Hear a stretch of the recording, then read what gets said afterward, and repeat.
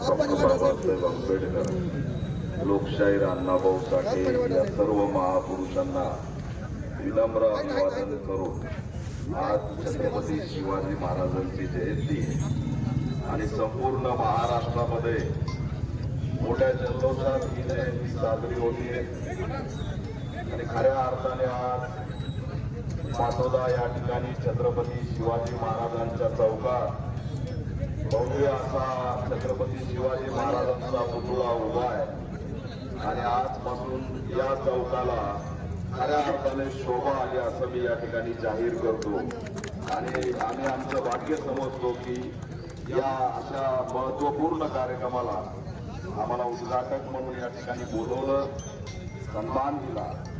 छत्रपती शिवाजी महाराजांचे विचार महान होते। रयतेचं राज्य त्यांनी चालवलं, समतेचं राज्य त्यांनी चालवलं, रयतेसाठी स्वराज्य निर्माण केलं आणि या स्वराज्यामध्ये शेतकरी, कष्टकरी, दीनदलितांचा विचार त्यांनी केला।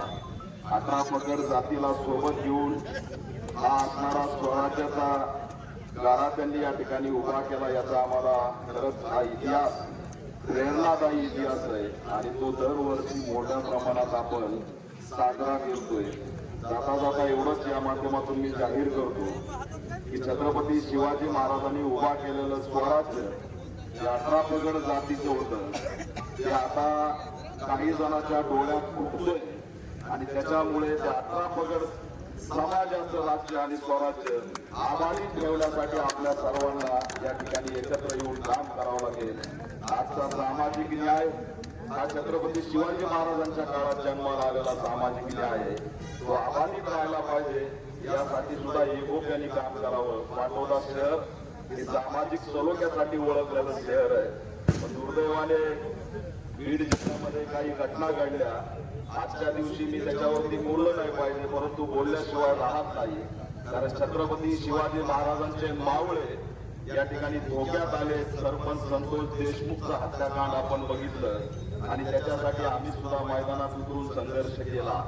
त्याच्यामुळे आज या राज्यात महाराजांचे मावळेच धोक्यात आलेले आणि म्हणून आपलं अस्तित्व वाचवायचं असेल तर छत्रपती शिवाजी महाराजांचा विचार जिवंत ठेवून डॉक्टर बाबासाहेब आंबेडकरांचा संविधानाचा कायदा हातात घेऊन हे जे काही आपल्यावर अंमलावरती उठलेले त्यांचा नायनाट करण्यासाठी सज्ज व्हा, आता असणारा आव्हान करून शिवजयंती निमित्त शुभेच्छा देतो आणि थांबतो।